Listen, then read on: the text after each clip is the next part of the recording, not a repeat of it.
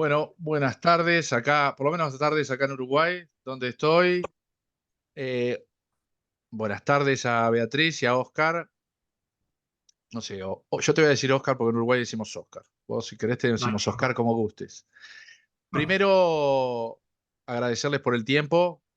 La idea es hacer una conversación entre clínicos, entre pediatras que manejamos niños con distintas enfermedades, y hoy el tema es dengue. La idea es si pueden. Preséntense ustedes como quisieran hacerlo. Beatriz, si que no empezamos por Colombia. Decinos dónde estás, cómo es el hospital donde trabajás, etcétera. Bueno, yo soy Beatriz Duque, soy pediatra intensivista, coordinadora de la unidad de cuidado intensivo pediátrico del Hospital Serena del Mar, que queda ubicado en Cartagena, una zona endémica de dengue, que además tenemos, digamos que un problema muy importante pues, en cuanto a salud pública por esta patología. Y que pues obviamente a nivel del gobierno distrital pues es como de una estricta vigilancia a nivel de país también. Mi hospital es un hospital de 152 camas. Tengo pues una unidad de 11 camas. Y bueno, y pues recibimos a niños de diferentes regiones de la costa Caribe colombiana. Perfecto. Oscar, Un placer estar con ustedes. Bueno, bueno, antes que nada, gracias, Eva, por la oportunidad. Bueno, yo soy Oscar Gómez Lund, soy médico pediatra. Cuido también chicos en cuidados intensivos, no aquí en la terapia intermedia de nuestro hospital. Soy actualmente instructor de la residencia de pediatría. Nuestro hospital es el hospital de máxima complejidad. Estamos en Salta, una provincia al norte de la República Argentina, limitando con Bolivia y con Paraguay. O sea que también es una zona endémica, en particular en este año, que es tal vez uno de los años más difíciles en cuanto al número de casos. Nuestro hospital tiene aproximadamente entre 400 y 500 camas, es un hospital polivalente, tanto es materno-infantil, o sea que tiene obstetricia, neonatología, pediatría y adultos, más que nada todo lo vinculado a la patología obstétrica. Bueno, ese es el lugar donde trabajo y donde habitualmente desempeño mis actividades. bueno, yo soy Sebastián González, trabajo en Montevideo, bueno, motiva esta reunión con ustedes porque en mi país hace un tiempo se han reportado algunos casos autóctonos, pero virtualmente dengue es una enfermedad nueva para nosotros en Uruguay. Pero ustedes, tanto el norte argentino como la costa Caribe, Colombia, creo que en todo Colombia, son enfermedades endémicas. Así que en realidad la primera pregunta que les hago es, ¿cómo me doy cuenta que un niño tiene dengue? O sea, consultas de emergencia, me imagino, lo primero que te escuchaba Beatriz, todo el mundo conoce a Cartagena por sus playas, por la fortaleza, por la ciudad, todo el mundo va a congresos. De hecho, muchos uruguayos, creo que muchos uruguayos, la mayoría de los profesionales uruguayos debieron haber ido alguna vez en su vida a algún congreso en Cartagena, pero no tenían idea de esto que dijiste vos, de que es recontra endémico y que la consulta por dengue es algo diario, cotidiano. ¿Cómo es ¿Están viendo en Cartagena algún cambio epidemiológico de lo que todos los años ven, como refería ahora Oscar, o no? ¿Cómo se presenta en tu hospital un dengue clásico? Principalmente, digamos que tenemos unos picos epidemiológicos que se presentan casi cada 4 o 5 años, pero, pero vamos teniendo, digamos, como casos de dengue a lo largo del año, sobre todo, digamos, en las épocas de mayores lluvias en la ciudad. Y digamos que nuestra dificultad también es que obviamente, o sea, tenemos otras arcovirosis también asociadas. Ujú. Entonces, casi que todas las personas que ingresan con un cuadro febril, bueno, y que vengan de una ciudad, de un lugar endémico, digamos que nuestra obligación inicial es descartar un cuadro de dengue, Ujú. básicamente. Eso, digamos, desde la parte de urgencias. ¿Cómo lo descartás? Rápido, o sea, consulta frecuente, que fiebre, dolor, irritabilidad, ¿cuáles son? ¿Por qué consultan los niños ahí? fiebre, irritabilidad, dolor abdominal, vómitos frecuentes, la aparición de lesiones en la piel, pues de petequias, digamos que son como las cosas iniciales.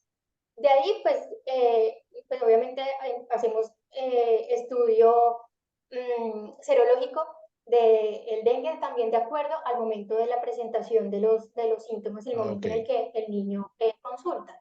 Entonces, podemos pedir pruebas de IgM, IgG para dengue, e incluso pues NS1 positivo, pues NS1 durante los primeros 7 días, que es como lo habitual. Digamos que desde ahí así empieza como el proceso de diagnóstico y siempre obviamente teniendo en cuenta como los signos muy puntuales de alarma para poder catalogar a este niño desde el ingreso de urgencias. ¿Y cuáles son esos signos de alarma? ¿Son algunos específicos? ¿Son los generales de la ley de cualquier niño que tiene una infección severa? Sí, pues básicamente la presencia de fiebre, el dolor abdominal, los vómitos, el rash cutáneo que no en todos los casos se presenta, pero digamos que son como las cosas más frecuentes en el momento de la aparición. Digamos que tenemos una población que ha venido siendo educada también en este sentido, entonces ellos cada vez consultan más temprano. Entonces, digamos que hay pacientes de acuerdo también a esa evolución. Entonces también, obviamente, otros laboratorios, digamos, adicionales que se pueden hacer incluso al ingreso, un cuadro hemático, ellos saben, digamos, como si el paciente además presenta en estos paraclínicos hemoconcentración y adicionalmente tenemos una alteración en las plaquetas, pues muy seguramente este niño, digamos, desde el ingreso tiene la vigilancia muy estricta. Y depende también en qué grupo lo podemos clasificar. Si tiene un dengue pues sin signos de alarma, si estamos frente a un dengue con signos de alarma o si este paciente ya puede ser catalogado como un dengue grave. Y desde ahí, obviamente, digamos que podemos dividir el manejo de estos pacientes, ya sea ambulatorio o la necesidad del manejo intrahospitalario y la necesidad también que ingresen a una unidad de cuidado intensivo. Digamos que nosotros, apartándonos un poco, digamos, de como de las recomendaciones de las guías internacionales, de los pacientes desde que tienen signos de dengue con signos de alarma, ingresan a la unidad de cuidado intermedio por lo menos. Entonces podemos tener una vigilancia mucho más estricta de estos pacientes, porque digamos que supongo yo que como vamos a ver más adelante, hay ciertas como cierto manejo que podemos tener de estos pacientes, sobre todo el manejo de los líquidos, que creo yo, igual si Oscar también y Miguel están de acuerdo, es como la base fundamental del manejo del dengue y esa prevención también para que no progrese a las formas más severas. Ahí está. Déjenme abrir la cancha.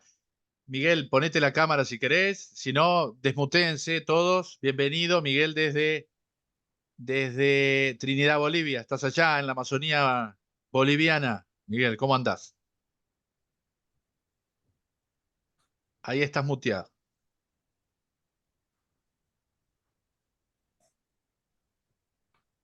Todavía no te escuchamos, Miguel. Todavía no. Fíjate a ver si el micrófono... Oscar, mientras tanto tomás vos la batuta ahí en Salta. Lo que decía Beatriz de la fiebre, ¿no? O sea, es una fiebre particular, es una fiebre de 40 grados, de 38, febrícula, y el dolor. Es un dolor intenso, es un dolor particular por algo. Recuerden que están hablando con un uruguayo que no ve, porque además, después Beatriz te la voy a dejar ahí picando, dijiste que la población por lo general conoce cuando está con dengue, ¿no? O tiene, no sé si es la realidad también de Salta. Contanos, Oscar. No, a ver, con respecto a la fiebre, el espectro de presentación clínica es amplio, ¿sí? O sea, no necesariamente tiene que ser fiebre muy alta. Es cierto que uno tiene que distinguir que el cuadro febril puede presentarse de primeras semanas, teniendo en cuenta que hay circulación también de COVID. Nosotros también somos una zona endémica para Salmonella por ahí el diagnóstico diferencial es bastante complejo. La fiebre no necesariamente tiene que ser muy alta, se va progresando con el correr de los días. El dolor abdominal intenso es lo que decía Beatriz, marca la diferencia entre en la clasificación. O sea, aquel paciente que es sospechoso de dengue, aquel paciente que tiene dengue.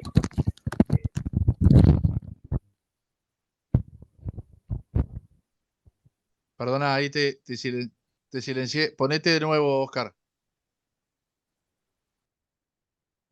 Sí, perdón. No, Dale. lo que decía es que en el caso, por ejemplo, del dengue grave, es lo que decía Beatriz. Es un paciente que está más comprometido desde su aspecto general. El dengue grave se desarrolla cuando desaparece la fiebre, ¿sí? Habitualmente son pacientes que en el periodo de efervescencia es cuando más controles clínicos hay que tener. La forma de presentación es muy variable. Los signos de alarma puntualmente son vómitos intensos, ¿sí?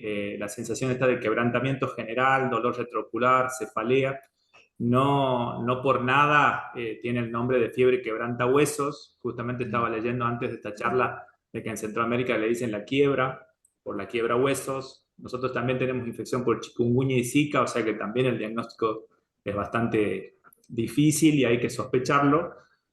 Aquí, en esta época, aquí se dividen por semanas epidemiológicas y habitualmente se toma a partir de noviembre, que es cuando empieza a haber circulación, hasta mayo, que son los meses más cálidos. Todo paciente febril que puede presentar una erupción cutánea inespecífica, que no tiene compromiso de la vía aérea superior, es un caso sospechoso.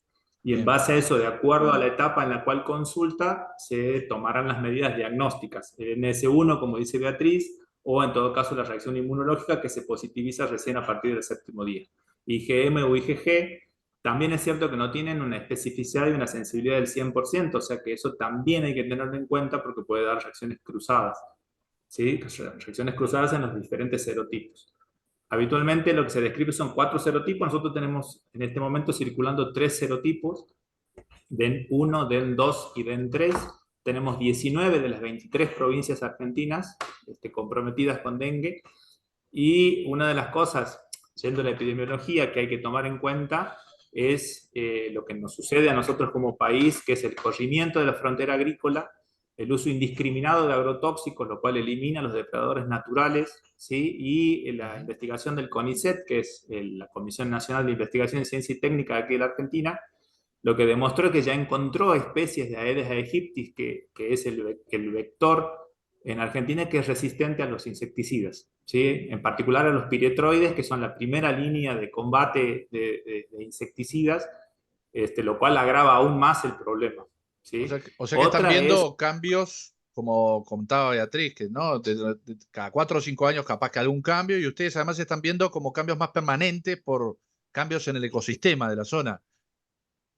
totalmente, y otra es lo que creo que es común a toda Latinoamérica, que es la aglomeración humana desordenada, ¿sí? Hay estudios aquí en la provincia de Córdoba, por ejemplo, donde, a contrario de lo que uno piensa, y que creo que eso va de la mano de lo que vos siempre hablas, Sebastián, que es la investigación, tratar de demostrar en la práctica si lo que se da en otros lugares también se repite en nuestro lugar.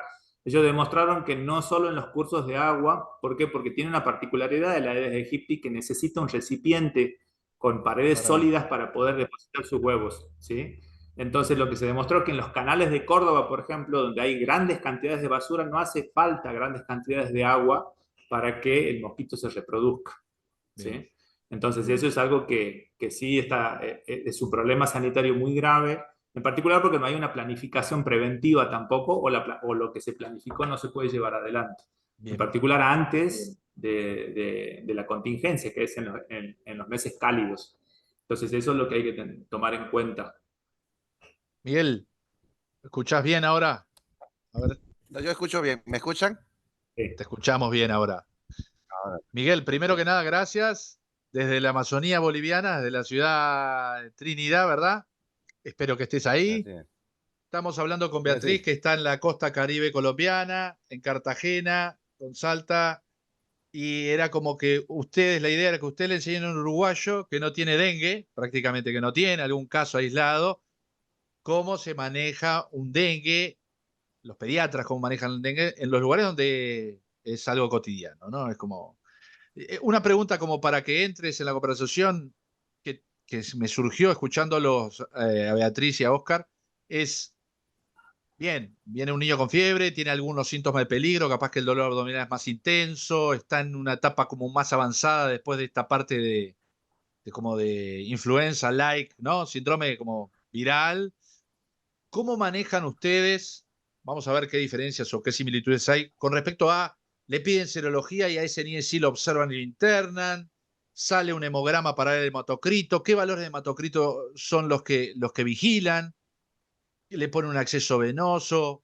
Yo siempre te escucho, Miguel, cuando hablas de dengue, de que no sé cómo están ahora, puntualmente mes de marzo del 2024, pero contanos más o menos cuando surge la sospecha de que además de dengue, algún niño puede tener un dengue complicado. Ok. Gracias por la oportunidad, Sebastián. Un saludo a los colegas también, a Beatriz, a Oscar. Este, Básicamente, después del año 2009, con la nueva clasificación de dengue que hizo la OMS, se facilitó mucho tanto el diagnóstico como el seguimiento de los pacientes. Porque, como bien decía Oscar, es totalmente, yo diría difícil, bastante difícil hacer una diferenciación. Ya lo escuchaba yo que él decía, por ejemplo, que ellos tienen mucha fiebre tifoidea, que tienen chikungunya, que tienen Zika. Nosotros tenemos también eso, y a eso sumarle que tenemos fiebre hemorrágica acá al norte, a 400 kilómetros. Tengo malaria a unos 500 kilómetros al norte. Además, somos una zona de fiebre amarilla. El otro día tuvimos un diagnóstico. Somos una zona de leptospirosis. Entonces, tenemos una gama O muy sea que amplia de fiebre puede enfermedades ser tropicales. cualquier cosa. Cualquiera de esos. Entonces, a eso súmale que siempre hay influenza, siempre están los cuadros virales respiratorios, no nos vamos a olvidar de los cuadros entéricos, en serio. Entonces, la gama es demasiado amplia. Sin embargo, la clasificación DENCO del 2009 de la OMS facilitó ¿en qué sentido? En que el paciente se clasifica en dengue, en dengue sin signos de alarma, dengue con signos de alarma y dengue grave. Entonces ahí como que al facilitarte eso te mejoró y dejas de preocuparte si es dengue, fiebre hemorrágica de dengue, porque además la fiebre hemorrágica de dengue tenía 4 clasificaciones que hacían todo Como muy un complicado. problema a la hora, muy complicado. Entonces, ¿cuál es el niño que verdaderamente merece la observación? Siempre nosotros en el hospital decimos, y yo enseño lo siguiente, todo niño menos de 1 año que tenga fiebre debe ser vigilado, ¿sí? Eso es importante. Es más, como protocolo hospitalario, nosotros a todo niño en tiempo de epidemia, que nosotros todavía no estamos en la epidemia que tengo entendido, ya hay en Argentina en este momento, y creo que es también en Brasil, pero en tiempo de epidemia, toda fiebre que no se sabe exactamente qué es, debe estar internado si el niño tiene menos de 1 año. No importa si tiene signos o no tiene signos de alarma.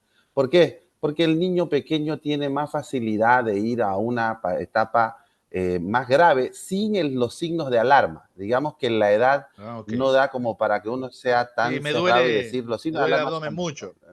Capaz que llora y tiene Exacto. fiebre nomás.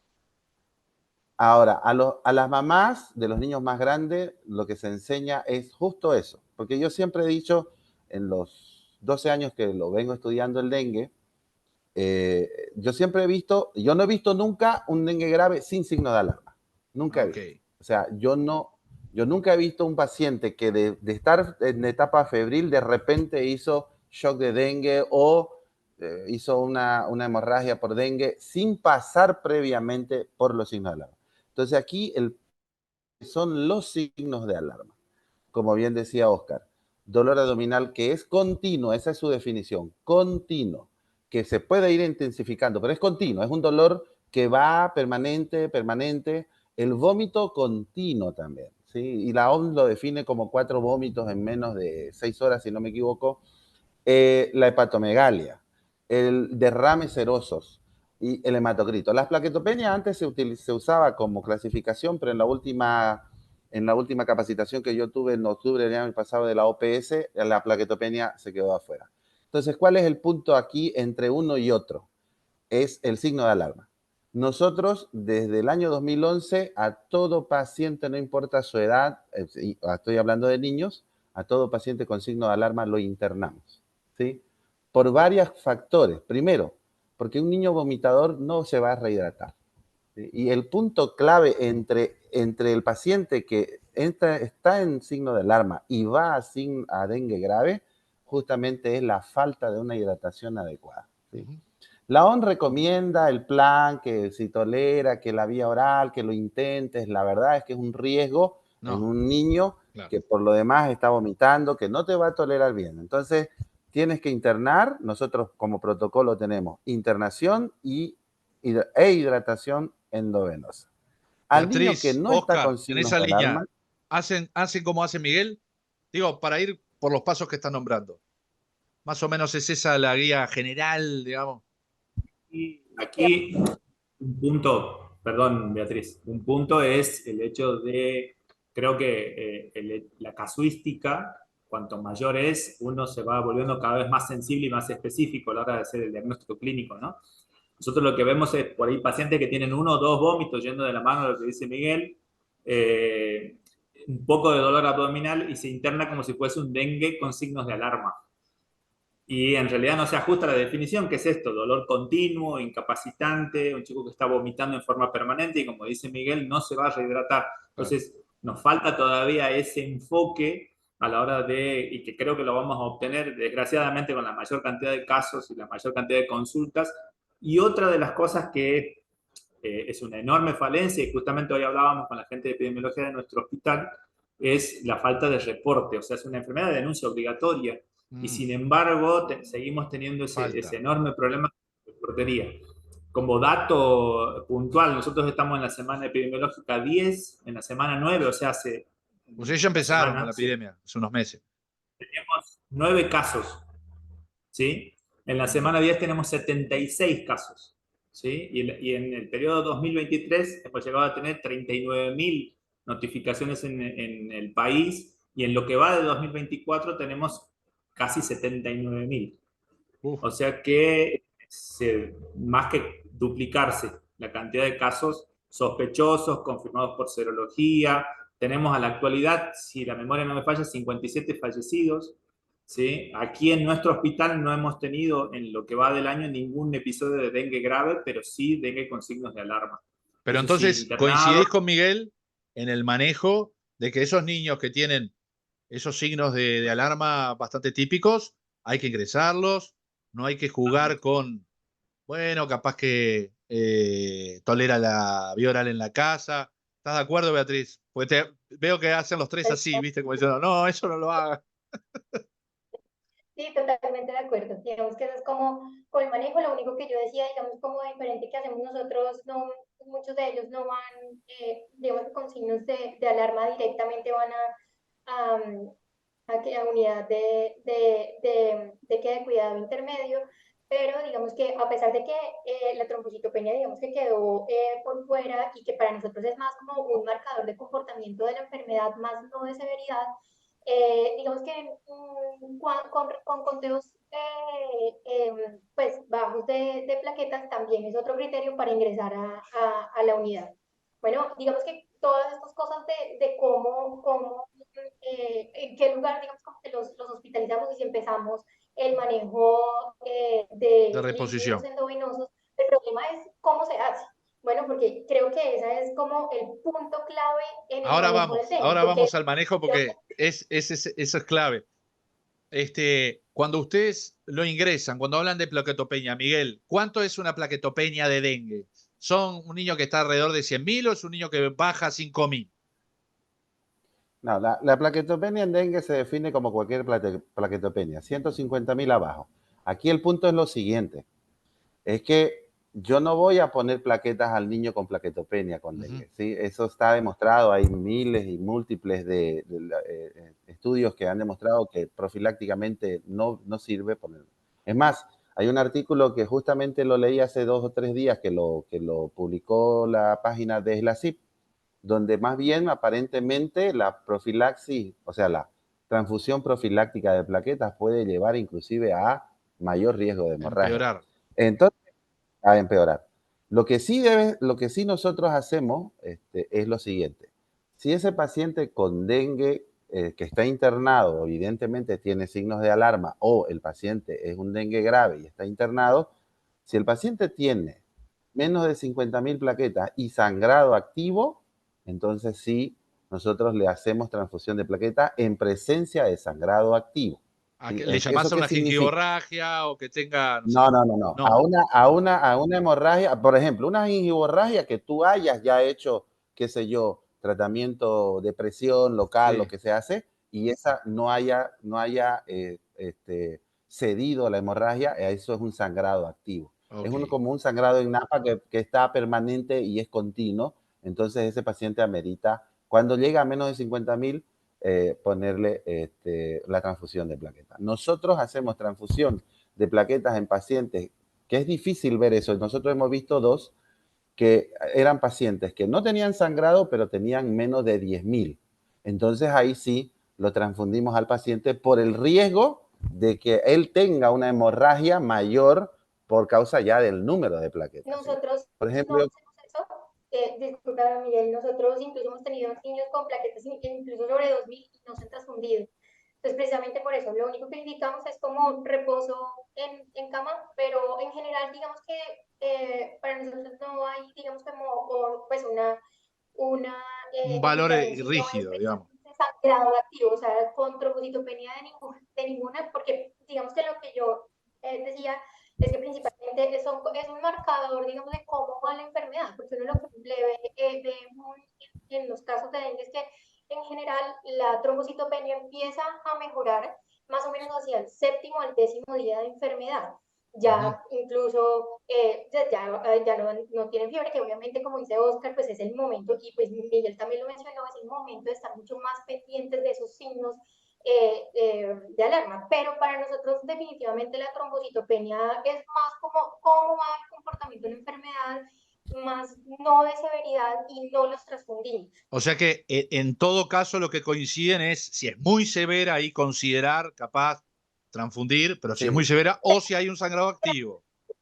En realidad, Claro. uno lo que tiene que tener en cuenta es cuál es la fisiopatología de la plaquetopenia, que es creo lo que señala Miguel, ¿no? O sea, es una reacción inmune cruzada de los Mm. anticuerpos contra el virus que van sobre las plaquetas, por eso no hay enfermedad medular y un marcador de recuperación, como bien dice Beatriz, es cuando las plaquetas empiezan a recuperarse. A su vez, un marcador de gravedad es el descenso plaquetario con el aumento del hematocrito. Ok. El sangrado hay severo, un, sangrado gastrointestinal, hematuria, Elena, hemorragias que no se cohiben con las medidas habituales, esos sí serían pasibles siempre y cuando tengan un recuento plaquetario, porque no tiene una correlación directa el número de plaquetas con la severidad La del severidad. sangrado. Puede sangrar Perfecto. de forma severa con 100.000 plaquetas porque son tan disfuncionalizadas, se podría decir, por esta infección, y creo, y discúlpenme si me equivoco, tendría una fisiopatología muy similar a la PTI, ¿sí? O sea, donde hay anticuerpos que van y se dirigen sobre las plaquetas y una vez resuelta esa reacción cruzada, las plaquetas se recuperarían. ¿Sí? Por eso también se planteó en algún momento el uso de corticoides y todo, que bueno, después se demostró que no tiene ninguna utilidad. Es que hay una, seguramente, perdón Miguel, seguramente para un uruguayo, si te veo con esa plaquetopenia y leucopenia que también puede tener, busco una leucosis. Yo. Claro, si estoy en momento epidémico, en un lugar ni que hablar donde trabajan ustedes, la pregunta que me surgía es, ¿cada cuánto lo controlan con el hemograma? Digamos, ¿cada cuánto lo siguen? Si supongamos el niño no tiene un sangrado activo, que hayan decidido reponerlo, pero antes de eso, Sebastián, yo quería sí, enfatizar un punto, ¿sí? Quizás me expresé mal. Nosotros a los pacientes con signos de alarma nunca lo hemos transfundido. A los pacientes con signos de alarma nunca lo hemos transfundido porque nunca hemos visto que esos pacientes con plaquetopenia tengan un problema. Los exacto. transfundidos, es más, acabamos nosotros, no sé si están enterados, acabamos de hacer una recolección de datos de 238 pacientes con la ayuda de Pablo Hoyos, ¿sí? Y lo hicimos a través de la Red CAP. Por ejemplo, ¿qué nos dimos cuenta? Que los pacientes son 29 los transfundidos de 238. Todos son pacientes de terapia intensiva. O sea, ¿Sí? muy O sea, que pocos, son incluso pacientes, los críticos. o sea, y justamente son pacientes que están críticos. Nosotros sí, como bien dice la doctora Beatriz, no transfundimos nosotros pacientes que solo tienen signos de alarma, ¿no? Eso es muy importante. ¿Cada cuánto lo controlamos? La verdad que solo cada 24 horas. Y es Mm, más, si el paciente clínicamente está bien, no amerita estar haciendo controles. Ya el uruguayo Yo lo estaba que pidiendo veo es, hemograma cada 6 horas. Y sí, no. clínicamente el paciente mejora después de hacer el plan, porque si yo no soy, yo soy igual que la mayoría del grupo, no soy muy fan de las guías porque no son recetas de cocina. Pero si habrá una guía que yo voy a defender, porque verdaderamente en los últimos, desde el 2011 hasta acá, a nosotros nos ha funcionado, lo hemos medido, lo hemos publicado, hemos hecho trabajo, son más de 850 pacientes en mi hospital en los 10 años, y si habrá algo que ha funcionado es justo el protocolo de la OMS. ¿Sí? Bien, Nosotros no le añadimos ni uno, ni abajo, ni arriba. Nosotros lo hacemos. Quizás lo que nosotros modificamos es que no todos los pacientes hacemos el protocolo completo. ¿Sí? O sea, porque tampoco es que hay que ponerle todo completo si el paciente está clínicamente bien, si ya no está taquicárdico, si no está deshidratado, si el llenado capilar está bien, porque yo tecnología de invasión no tengo, digamos, lo hago más a clínica, ¿no? Vos conocés, Sebastián, sí, cómo es. claro. Entonces, Deben ser los mejores ah, clínicos de Latinoamérica, porque realmente tienen que pensar 1000 veces y tener una sospecha clínica muy fundada para decir, le voy a hacer este estudio, le voy a hacer aquel. No, ni que hablar. entonces nosotros nos guiamos. Si el paciente está clínicamente mejor, ya nosotros no hacemos la totalidad del protocolo porque también hay que evitar que a veces los niños no necesitan los 10 de carga más 7, 5, después 3 horas, 3, 4 otras 3 horas, ¿no? A veces no lo necesitan, ¿sí? Entonces, lo vamos monitorizando clínicamente y si el paciente ya no necesita líquido, lo dejamos a mantenimiento. Si en 24 horas ese paciente está comiendo, ese mantenimiento está fuera, ¿sí? Bien. Entonces, no necesito yo control laboratorial a no ser que hubiera algún criterio clínico en el paciente que yo esté observando para hacerlo. Y generalmente lo hacemos cada 24 horas. Bien. No sé cómo lo Beatriz, hará Beatriz. eso, Beatriz, usted, te pongo el escenario siguiente. Ya está la sospecha alta de dengue, tiene síntomas de peligro, o signos de peligro, tiene unas plaquetas, no está sangrando, supongamos que tiene 50.000 plaquetas, y el niño sigue con dolor, vomitando. ¿Cómo lo maneja ese niño? ¿Lo ingresan a cuidado Bueno, intermedio?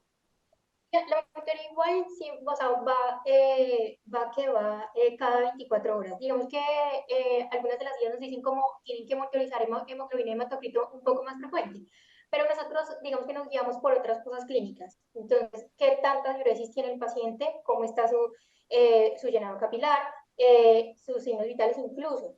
En algunos de ellos, obviamente lo que uno ve es tendencia a la bradicardia, obviamente por el tropismo que tiene también el virus. E incluso hemos llegado a tolerar un poco tensiones arteriales como entre percentil 5 y 50 sin necesidad de llegar a poner incluso tampoco soporte vasoactivo precisamente por toda la fisiopatología de la enfermedad. Pero básicamente lo que hacemos es, ¿qué tanto está orinando? Bueno, eso se sigue un control muy específico. ¿Cuánto querés que orine? En, Porque el uruguayo estuvo leyendo y dice, no querés que orine ni mucho, ni muy poco, pero tampoco mucho. Pues mira que un poco variable, nosotros vamos más de que hacia que orinen casi 3 veces por kilo, incluso más, no tenemos problema con eso, vamos mirando, vamos titulando precisamente esa diuresis horaria y con eso también vamos Bajando los como fluidos. disminuyendo los líquidos. Sí, en general no dejamos tampoco los líquidos, la guía obviamente es muy buena digamos, como en el abordaje inicial del paciente, pero ya en el paciente crítico, obviamente se nos sale un poco Mm. pues de lo que realmente el paciente necesita. Pero digamos que muchos, como dice Miguel, no necesitan esa carga de los 10 cc por kilo, ni por 1 o 2 horas, sino solamente lo dejamos en la primera hora hasta que el niño empieza a orinar. Bueno, y de ahí sí los vamos titulando, porque pues obviamente, digamos que ese es como ha sido como nuestro marcador más importante de cómo vamos moviendo los líquidos, precisamente para no generar sobrecargas hídricas y tener obviamente mayor incidencia pues, de derrames pleurales, que es como lo que en general vemos con mayor frecuencia y obviamente lo que implica también esta acumulación de líquido pues, en cavidad abdominal pues en lo que podemos terminar por esas sobrecargas hídricas. Ujú. Yo creo que básicamente eso y con la monitoría diaria de cómo qué tanto tenemos esa relación de hemoglobina hematocrito, vamos también titulando como los líquidos, y si ese paciente realmente necesita una carguita un poco mayor, si ya hemos, digamos, dejado líquidos basales, ¿verdad? Pero con el control de la relación hemoglobina-hematocrito, miramos si necesita subirse un poco más ese aporte de líquidos. ¿Cuánto es alto para Digamos, en ustedes general, hematocrito? El hematocrito, eh, que llegue a por encima de 50. 3, que, ¿Cuánto? ¿ah?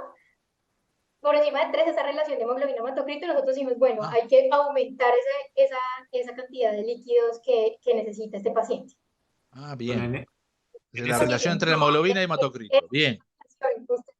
En ese punto, por ejemplo, nosotros tenemos una cosa que hay que tomar en cuenta y que muchas veces lo hemos charlado, Sebastián, que estamos en altura, ¿no? Mm, Entonces, también es cierto, nuestra provincia tiene zonas de puna, zonas de alturas muy diferentes. La capital está a 1200 metros, si no me equivoco, sobre el nivel del mar, entonces el hematocrito de 32, 35 es bajo, se podría decir, pero pues, una anécdota personal, tenemos, nuestro jefe de residente está con dengue. Está hace una vamos. semana, tiene 49 de hematocrito, estuvo con vómitos, deshidratado, etcétera.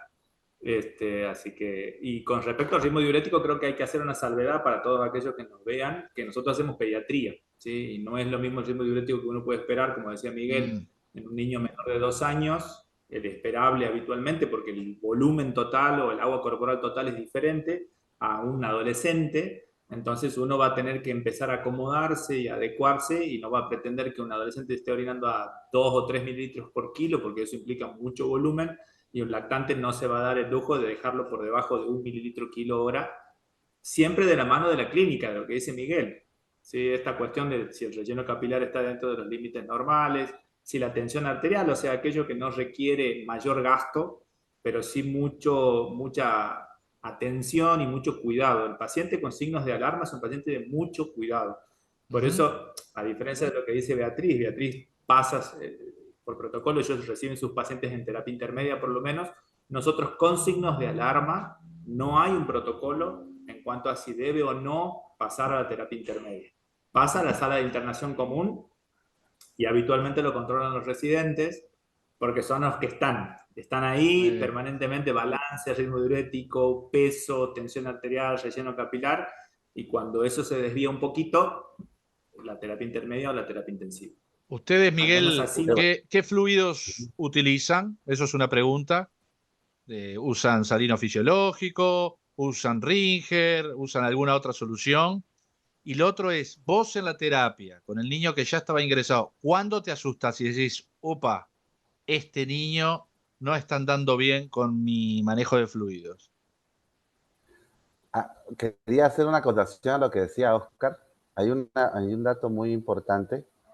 Y fíjate que nosotros lo que hemos medido es que vómitos continuos se presentan hasta en el 80% de los pacientes. O sea que es el signo de alarma más frecuente. Y el dolor abdominal entre un 70 y 75% de todos los pacientes. O sea que ese es el segundo signo de alarma. Y el hematocrito queda un poco más abajo.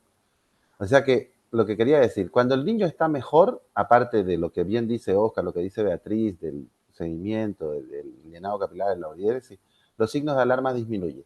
El paciente deja de tener Mm, vómitos y el dolor abdominal disminuye. Ese también es un criterio para saber que la hidratación ha sido adecuada, porque esos signos de alarma se presentan fisiopatológicamente debido a la baja volemia que produce la fuga capilar. Básicamente así. Nosotros usamos solución fisiológica porque es lo que está a la mano, es bien, lo que más tenemos. Nosotros no tenemos, aparte de Ringer normal y Ringer lactato y glucosa, otros otra cosa acá para balanceados. usar. Bien. No tenemos. Entonces lo que usamos es solución fisiológica. Lo que pretendemos hacer la próxima temporada es un poco estudiar qué es mejor, si solución fisiológica versus Ringer, para ver si uno u otros laboratorialmente hubiera alguna situación que perjudique de una u otra forma, pero eso lo estamos planificando. Cuando el paciente entra en terapia intensiva, y como bien decía Beatriz, hay un detalle. Cuando yo me refería al protocolo de la OMS, yo siempre me refiero solo al plan A y al plan B. El plan C de la OMS del protocolo no condice con nada con lo que se debe hacer en un paciente en terapia intensiva. Entonces, ¿qué es lo que yo siempre les digo a todos los colegas cuando hago las capacitaciones, etc.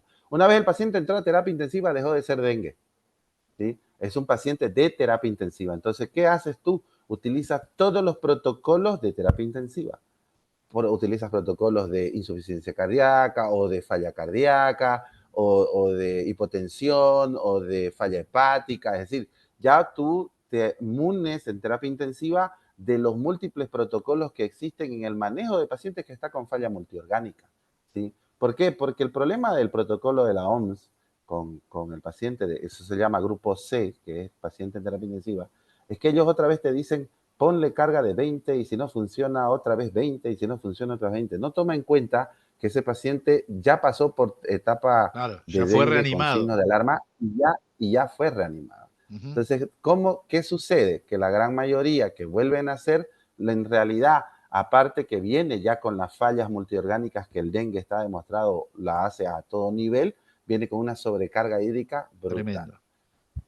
Tremenda. Cuando yo me asusto, cuando el paciente tiene hemorragia, porque en la experiencia mía, en la experiencia de nosotros, mejor me voy a referir porque somos varios los que trabajamos, en la experiencia de nosotros, todo paciente que llega con hemorragia, al menos en nuestro medio, por la falta, qué sé yo, de otros elementos que no, tecnológicos y de equipamiento, se va, ¿sí? Entonces, cuando nosotros capacitamos a las provincias, a todos los demás, ¿qué les enseñamos? Que la parte importante del trabajo es en el dengue con signo de alarma. Y ahí se debe hacer un trabajo totalmente adecuado de vigilancia, de buena hidratación, de control adecuado del paciente. El paciente entró en fase crítica y es un paciente de difícil manejo porque ya venía, hay que entender que esa fase de signos de alarma dura 72 horas. O sea que si vos no lo manejas, son 72 horas que ese paciente tiene una gama de citoquinas inflamatorias, una serie de fallas en la coagulación, el endotelio, el glucocálice del endotelio, etcétera, etcétera. Entonces el paciente llega una vez al estado de shock y más con hemorragia. En nuestra experiencia, ese paciente lastimosamente ya es muy difícil manejarlo porque definitivamente tienes que munirte de otras cosas y muchas veces hacer tratamientos que no son, digamos, no están validados, digamos, dentro del dengue. Para terminar, nosotros tenemos, si mi memoria no falla, de los más de 800 pacientes, 17 óbitos en mi hospital. De esos 17, 16 son derivados de provincia. Es decir, llegaron a mi hospital en estado total de shock y con hemorragia. Entonces, difícilmente tú puedas ahí. Bien, claro. Por lo general fue un manejo o sobre reanimado o al revés, falto de reanimación en esos 2-3 días. Vi, Beatriz, que hacías así, como diciendo, si estás chocado, te llega y estás sangrando, mal pronóstico, incluso con el soporte de una UCI. ¿Cómo es tu experiencia con esos críticos, Beatriz? Bueno, pues realmente pues digamos que en nuestro entorno como, pues todos vamos como en esa misma línea, siento yo que esa parte de hidratación la tienen como más clara, sobre todo los primeros niveles de atención.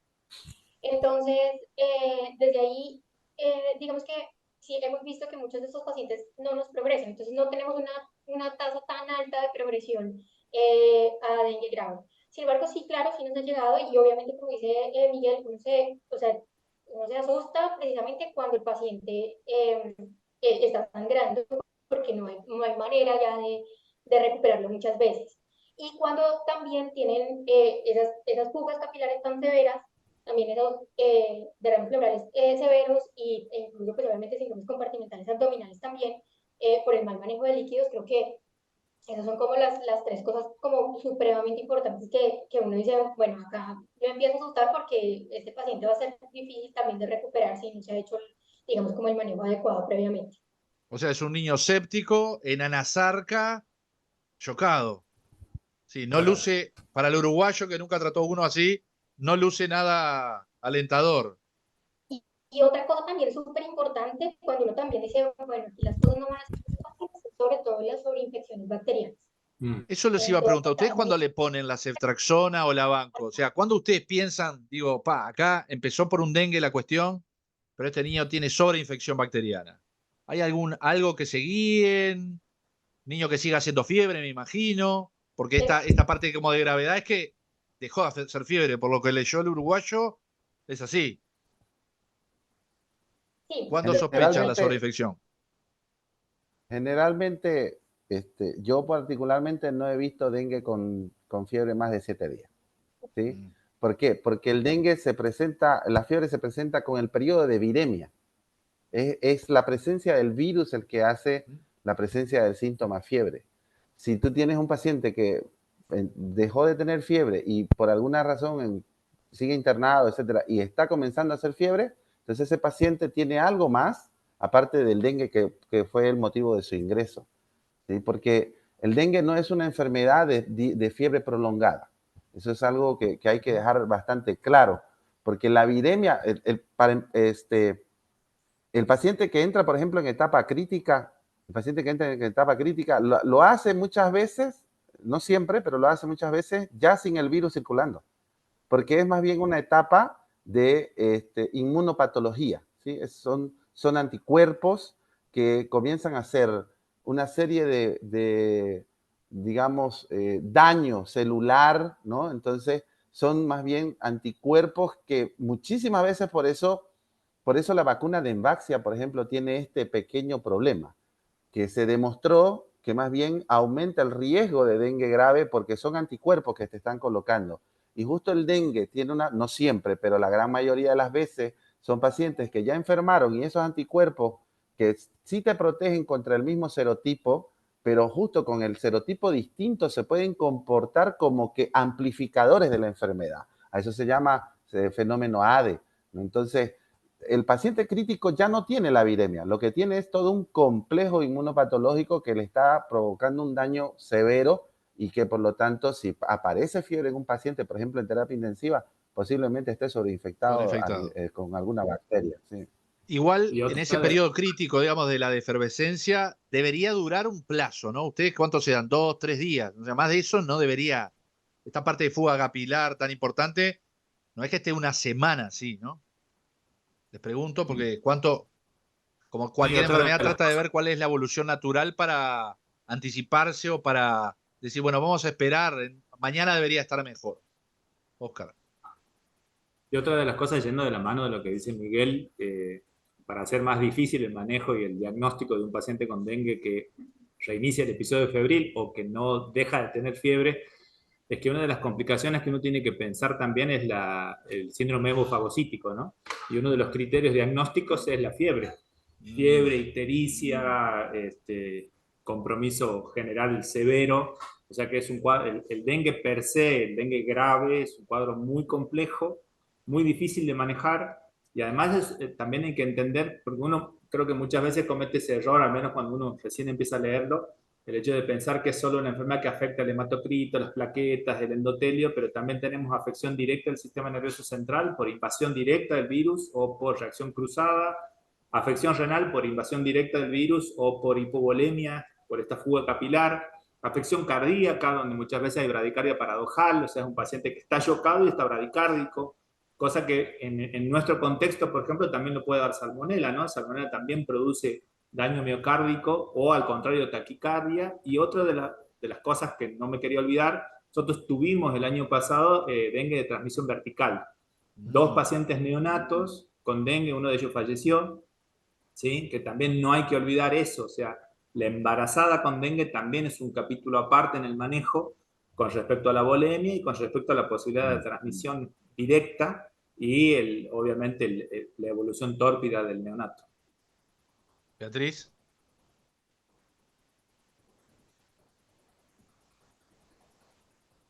Quedaste pensando ahí, Beatriz. No sé si qué. Porque yo veo que los tres hacen a la vez, obviamente están acostumbrados a dengue. Vos preguntabas del tiempo del tiempo de crítico. El tiempo crítico son otras 72 horas, ¿sí? O sea, el paciente que una vez pasó ese tiempo y fue manejado de manera adecuada, le va muy bien. O sea, le puede ir muy bien, ¿sí? Lo que yo quiero enfatizar es esto. Nosotros, por ejemplo, de los pacientes que nosotros internamos, nosotros lo hacemos como lo hacen en el hospital de Oscar.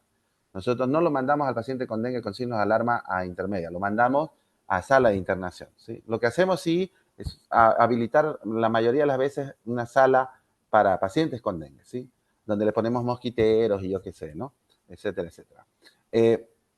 Nosotros lo ponemos ahí y lo monitorizamos y le vamos dando de alta. 48, 72 horas, alta. 48, 72, 5, 4 máximo, 5 días, alta. ¿Por qué? Porque la rotación es amplia, ¿no? Nosotros inclusive hemos enviado pacientes con derrames pleurales a su casa, ¿sí? Con controles en 48 horas, porque el derrame pleural, para nada, una vez el paciente está en la etapa, va a mejorar, se va a reabsorber y todo lo demás, ¿no? Entonces, por eso es que yo quería enfatizar. El punto clave en el manejo del dengue es el paciente con signos de alarma, para evitarle todo lo demás, ¿sí? Porque de todos los pacientes que nosotros internamos con signos de alarma en el hospital, solo 2 se nos complicaron, si vale el término, dentro del hospital, estando en el hospital. Fueron a dengue grave. Todos los demás dengue graves que yo tengo en mi hospital son referencias, ¿sí? Entonces, nosotros dentro del hospital, como ya venimos también puliendo y haciendo y mejorando la situación de la vigilancia, tratamos de que no se nos vaya de las manos el paciente en esos 2, 3 días de signos de alarma, y si está en estado crítico, en esos 2, 3 días de estado crítico, que cuando él pasa esos días y no está bien manejado, entonces te puede durar la internación, pues no, que te digo, 10, 7 días, 10, 14, 15, dependiendo, ¿no?, de las condiciones.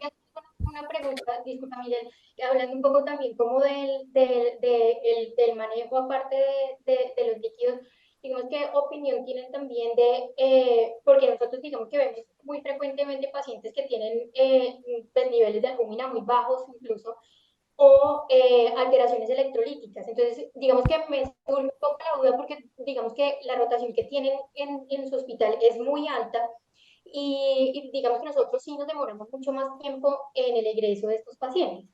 Pero es precisamente por eso, porque obviamente vemos otras cositas, digamos, como sobreagregadas, y digamos que en algunos, pues también usamos albúminas, usamos incluso protecciones hepáticas, la reposición de electrolitos, que cada vez, digamos, que hemos corrido un poco el límite de esa reposición, porque también obviamente vemos cómo a medida que va progresando los días y pues la historia de la enfermedad, ellos van mejorando. Pero quería preguntarles, o sea, ¿qué opinión definitivamente tienen acerca del uso de estos coloides o el uso de albúmina, si la usan, por ejemplo, a qué concentraciones, en qué momento, por ejemplo, también pueden usar protecciones hepáticas las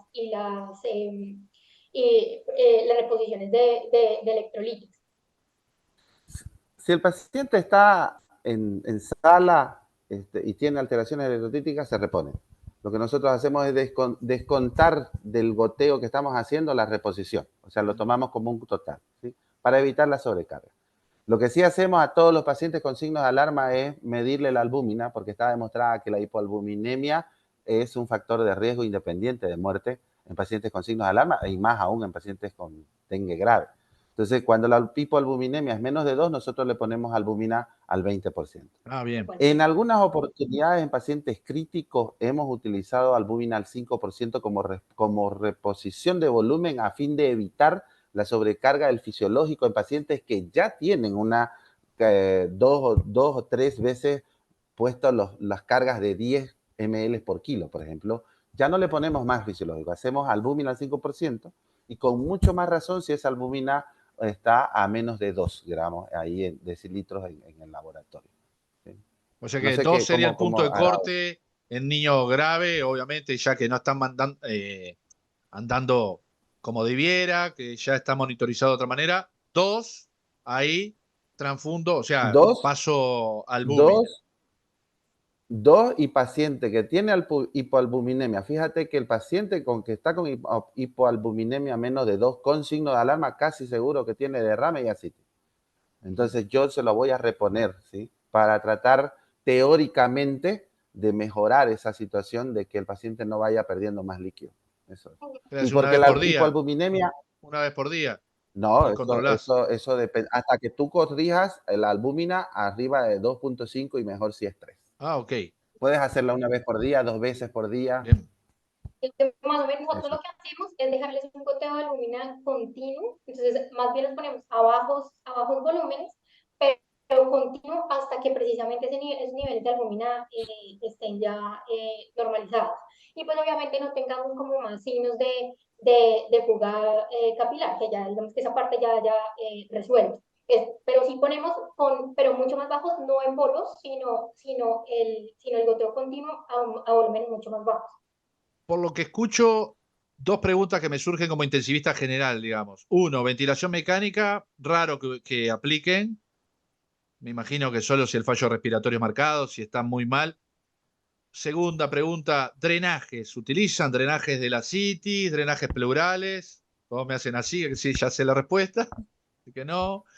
Y No, después porque vasoactivos. Algo dijiste, Beatriz. ¿Cuándo aplicás vasoactivos? Me imagino que cuando pensás que puede haber una sepsis bacteriana y ahí sospechás y el niño no mejora de lo hemodinámico. Sí, Con... digamos que en términos generales, pues la idea que nosotros tenemos, digamos, como grupo, es que definitivamente pues el dengue, digamos, el niño se está comportando con una sepsis, claramente, pero obviamente de origen viral. Si digamos que nosotros equiparamos el comportamiento de las sepsis virales a las sepsis bacterianas, son dos comportamientos absolutamente diferentes y sobre todo lo que pasa a nivel del endotelio y todo lo que pasa, digamos, a nivel de la respuesta pues, en los vasos y lo que sucede también a nivel de coagulación. Entonces, digamos que ya cuando uno, en general no usamos soportes vasoactivos, en general toleramos, que son niños que no hacen bajos gastos, incluso con tensiones arteriales entre percentiles 5 y 50, lo que ¿cierto? Les corresponde por su relación pues, de talla y pues, de edad. Y, pero sí, ya cuando el paciente tiene una sepsis bacteriana, sobreagregado un shock séptico ya, pero por bacterias sí lo hemos usado. Bueno, pero en general no, en general no. Oscar, Miguel, idem, similar. siento- yo no tengo la experiencia que tiene Miguel ni Beatriz, pero la guía de la OMS lo que dice es justamente el soporte vasoactivo se utilizaría como ahorrador de volumen cuando ese volumen está tocando un límite peligroso y yendo de la mano de lo que dice Roberto Jabornisky muchas veces es una sepsis, es un Sí, paciente séptico con sepsis viral. Los líquidos sabemos que prolongan la estadía hospitalaria, prolongan la necesidad, si está ventilado, ni qué hablar, ¿sí? Con respecto al drenaje, lo que vos preguntabas, si uno atiende más o menos la fisiopatología, sería casi como la del síndrome nefrótico. Sí. Entonces, el drenaje se va a fistulizar, el paciente se va a complicar, hay un estado protrombótico a pesar de que las plaquetas están bajas. Entonces, es un panorama bastante complejo. Los vasoactivos, la idea es justamente mantener tensiones arteriales, teniendo en cuenta que el pinzamiento de la tensión arterial es un signo de alarma, es un signo de gravedad y es un signo de inminencia del shock en el paciente con dengue. Entonces, mantener esa tensión arterial dentro de un valor cercano a lo normal o en límites aceptables, como dice Beatriz, creo que es una meta a alcanzar. Y otra de las cosas es, con respecto a la albúmina, yo no he leído si, como por ejemplo uno muchas veces hace con los diuréticos, ¿no? O los aminoglucósidos, que dice una única dosis diaria produce menos daño renal que si lo fracciono. Si la albúmina fraccionada o en goteo continuo, ¿cuál de las dos opciones es mejor? Teniendo en cuenta que la albúmina es nefrotóxica, ¿sí? También puede producir alteraciones hidroelectrolíticas, entonces no tengo el conocimiento suficiente como para recomendar una por sobre la otra, pero creo que sería bueno poder saber eso, ¿no? Si el riesgo-beneficio, reacciones cruzadas, reacciones anafilácticas, Sí, sí. el costo, ¿sí? Que también no es algo menor, y si realmente, como decía Miguel, puede ser útil como algo de salvataje para tratar de mantener esa volemia después de haberlo venido manejando 48, 72 horas con reanimación y todo lo demás. Creo que eso es algo que amerita investigarse y saber cuál es la mejor opción. ¿Ustedes hay algún momento que decían para comenzar la vía enteral o reiniciarla, digamos, suponiendo que no tiene vómitos el niño, que no se agravó más de lo que estuvo? ¿Hay algo que se fijen? ¿Van y buscan una gasometría que no esté acidótico el niño? ¿Cómo manejan el tema de... Me hacen así, o sea que no, clínico. Si el El, niño está mejor, que coma. el niño está mejor que coma. Ok. El dolor Quería abdominal, la plaqueta está en ascenso, no tendría por que qué coma. sangrar, no tendría por qué haber isquemia intestinal. Eh, Está. Sebastián, Sí, quería, quería responderte la pregunta que dijiste sobre las aminas. sí. Normalmente el niño con signos de alarma no necesita aminas, ¿sí? Porque ese chico está en realidad es deshidratado, Ujú. pero no está en shock, ¿sí? Ni tiene signos, digamos, clínicos de shock. Tiene signos de deshidratación. Está con llenado capilar lento, está llanto sin lágrimas, mucosa seca, ¿sí? Pero el paciente con, yo vuelvo a repetir lo que dije hace rato, el paciente en terapia intensiva, que entra a terapia intensiva con dengue, deja de ser dengue, ¿sí? Se maneja como todo shock de cualquier índole que ingresa en terapia intensiva. Entonces nosotros, por ejemplo, si sabemos que el paciente, como dije, viene ya con 3 cargas previas, 2 cargas previas de solución fisiológica y entró en shock, entonces lo pongo en la unidad de terapia intensiva, a ese paciente yo generalmente le voy a hacer albúmina al 5% para evitarle mayor sobrecarga y de inmediato le voy a hacer aminas, ¿sí? Perfecto. Porque ya sé que él está mal, porque ya viene, ya hizo la corrección previa y ya yo entonces uso el protocolo que la mayoría de los artículos están diciendo hoy, que aparentemente las aminas tempranas modifican la mortalidad final. Entonces Bien. yo no voy a estar jugando con él. Yo voy a hacer aminas tempranas, si tengo noradrenalina, ojalá, y si no, yo sigo, nosotros aquí seguimos usando dopamina todavía con grandes resultados, La vieja y a querida pesar de que en los dopamina. adultos la vieja y querida dopamina. Ahora, respecto de lo que decías de la alimentación, fíjate que yo voy a hacer un detalle clínico que yo lo llamo, yo lo he bautizado, no sé si habrá otros seguramente en el mundo que lo han bautizado, yo lo llamo el signo del celular, ¿sí?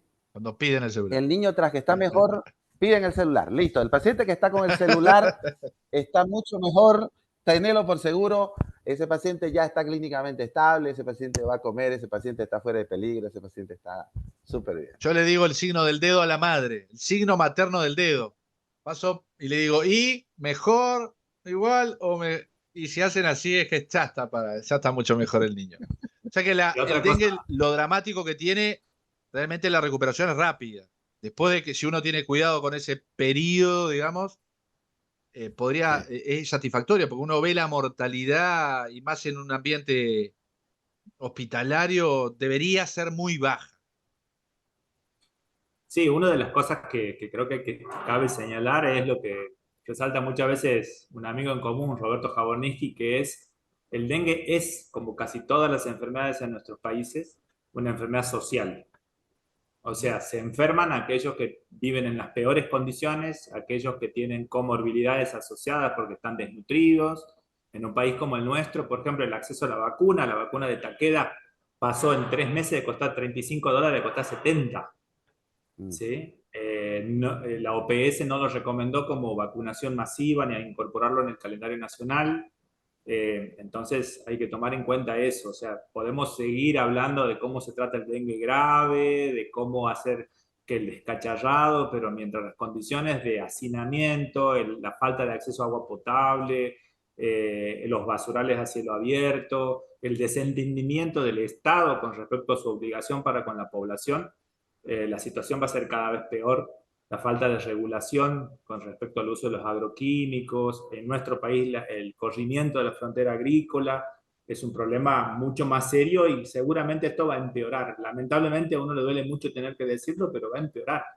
¿Sí? Ujú. Porque incluso se han encontrado Aedes aegypti en Río Negro, que es prácticamente la Patagonia, o sea, es Muy a al más de sur. 1000 kilómetros hoy.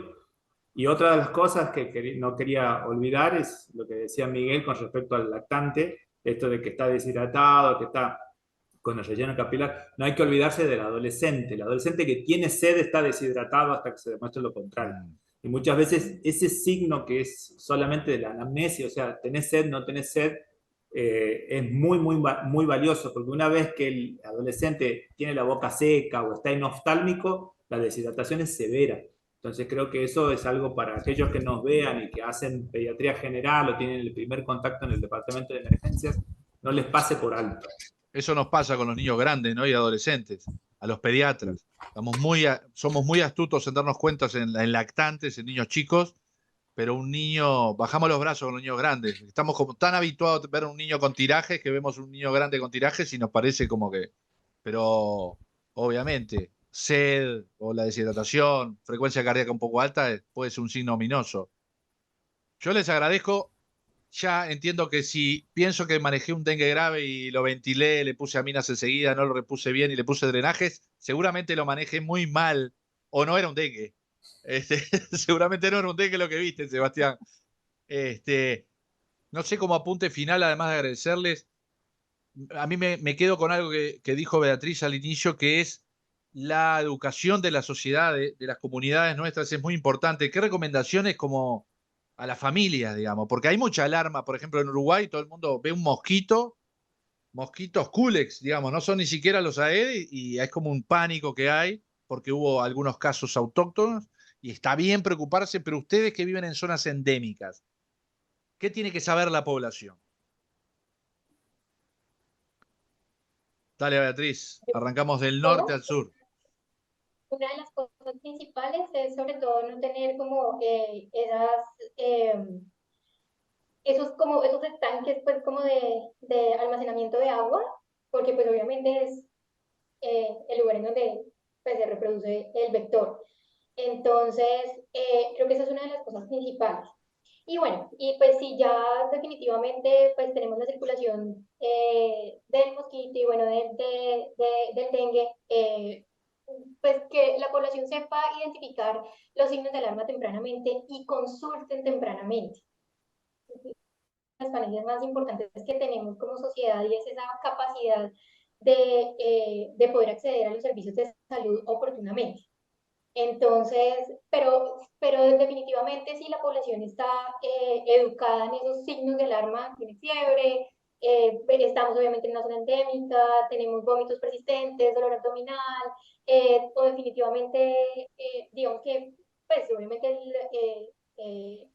la familia pues obviamente conoce a su bebé y si está pues en una zona endémica, hay que consultar. Bueno, que finalmente se puede hacer el manejo oportuno sin necesidad de hospitalizaciones, su hidratación como es, pues incluso desde oral y seguir los controles periódicos desde el servicio de urgencia se puede manejar perfectamente. Pero creo que como cosas básicas precisamente es esto. Obviamente están otras políticas eh, pues digamos que gubernamentales en el sentido de la fumigación, el uso de, digamos, como de angeos o de toldos, pues, este tipo de cosas y no tener como esos recipientes de almacenamiento. Pero no son cosas súper básicas eh, para poder como limitar la propagación del virus. Miguel, Oscar, como algo, algunas conclusiones finales, algún mensaje que quieran dejar. No, yo solo recalcar lo que ya dijo Beatriz. Dos cosas importantes. La primera, que todos debemos entender y debemos enseñar a la comunidad en general cuáles son los signos de alarma. Ese es el punto clave. Y la segunda, sin vector no hay enfermedad, ¿no? Más allá de que hay reportes, como bien dijo Oscar, de transmisión vertical, por lo pronto no se ha demostrado de persona a persona. O sea que sin el vector, básicamente la enfermedad no existe. Entonces las personas deben entender que mantener el barrio, la comunidad limpia, sin desechos, sin recipientes que puedan servirle al mosquito de una zona de reproducción, eso sería mucho para empezar. Oscar, Sí, cerramos. sí, lo mismo que decía Miguel. Otra de las cosas también es tener en cuenta que el mosquito, cuáles son los horarios de mayor circulación. Tal vez eso, no sé si se podrá manejar. Pica habitualmente en las primeras horas de la mañana y es peridomiciliario y en las últimas horas de la tarde, ¿sí? Entonces por ahí uno se preocupa mucho de poner la tableta para los mosquitos a la noche, el espiral. Y otra de las cosas que es inefectivo es el hecho de usar el veneno en aerosol que habitualmente se usa para las moscas o para cualquier otro insecto a mansalva en el hogar, porque en realidad lo que se demostró es que ejerce tanta presión evolutiva sobre ese insecto que termina generando resistencia y que no es ni siquiera efectiva la fumigación comunitaria. Es mucho más efectiva lo que decías vos, la educación de la comunidad, la consulta precoz, como decía Beatriz, y la educación con respecto a esto de, tengo un recipiente y no me puedo deshacer de él, lo lavo, lo cepillo en su interior porque las paredes donde se depositan las larvas, los huevos, ¿sí? Y nada más que eso. Y después la consulta precoz, educación y prevención. Y obviamente políticas sanitarias que no dependen de la comunidad. Yo les Es agradezco que a... No, dale, Beatriz. o sea, el gran trabajo de nosotros es, y hay algo como que siempre he pensado y como lo he llevado también como a la filosofía dentro de en mi grupo de la unidad, es que precisamente, y se aplica muy bien en esto de dengue y cómo impactamos en la comunidad, y es precisamente sacar nuestras unidades de cuidado intensivo de estas cuatro paredes y entregarles a la sociedad ese tipo de conocimiento y bueno, que es la manera realmente de impactar en un grupo humano. Les agradezco a los tres el tiempo. Les mando un saludo, que vaya un abrazo por la Amazonía boliviana, por el norte argentino y también por la costa caribe colombiana. Ojalá, en realidad, tarde o temprano va a haber dengue acá en Uruguay, así que gracias por los conocimientos de ustedes. Gracias porque son los tres interesados, además, en investigar el tema. El dengue creo que es una enfermedad muy olvidada en comparación con otras. Así que, nuevamente, gracias. Y espero no tener que llamarlos muy seguido para ver cómo manejar si me toca un dengue grave. Pero seguro que tengo el teléfono de los tres, así que seguramente lo llame si un uruguayo más está perdido manejando dengue. Les mando un saludo. Muchas gracias. Hasta luego. Chao, chao. Un placer.